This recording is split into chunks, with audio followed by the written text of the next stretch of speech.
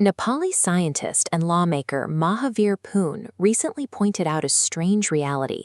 Building a rocket is actually scientifically easier than finding a simple technology to chase away a monkey. In this photo, a rhesus macaque sits comfortably among temple stupas. This is a daily reality across Nepal, where human-macaque conflict spans from rural mountain farms with completely destroyed harvests to urban religious sites where troops routinely loot offerings from tourists. Citizens have put relentless pressure on lawmakers, and government agencies have published numerous reports trying to tackle the issue.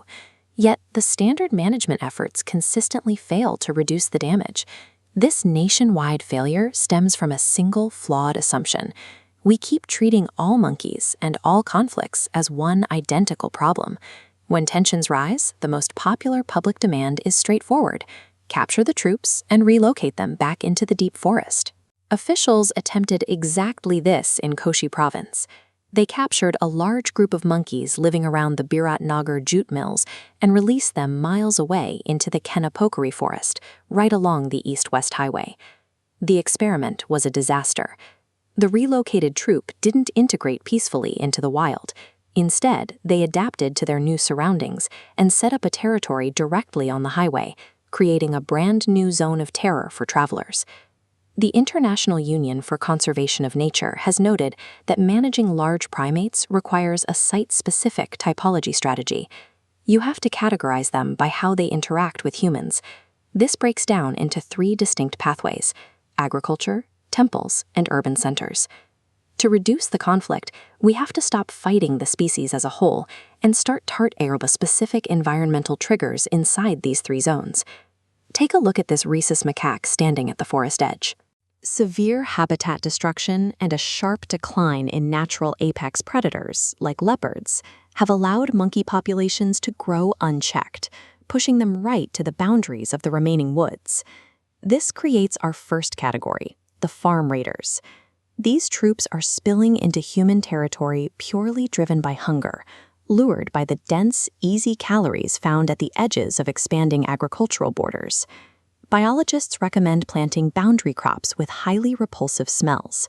Wrapping a farm in a perimeter of lemon, timur, turmeric, or chili physically deters the troop from crossing the line.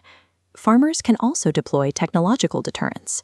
Broadcasting acoustic distress calls of alpha males can scatter a troop, and solar-powered electric fences, a proven method borrowed from elephant management, create a hard physical boundary. For these agricultural zones, the goal is not to eliminate the troop. It is to alter the risk-reward ratio so a cornfield is no longer an easy caloric target. Category 2 operates entirely differently: the temple monkeys. At religious and tourist sites, these populations are actively habituated to humans through daily religious offerings and direct feedings. This extreme close-up shows a macaque eating a highly processed human biscuit. Access to this high-calorie food completely removes the intense caloric burn and risk of natural foraging.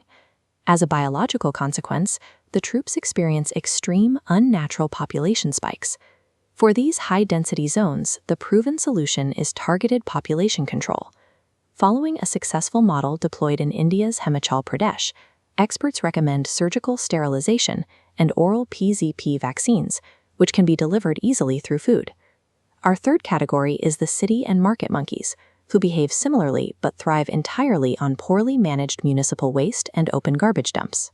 In both temples and cities, the monkeys are merely exploiting a rich available resource.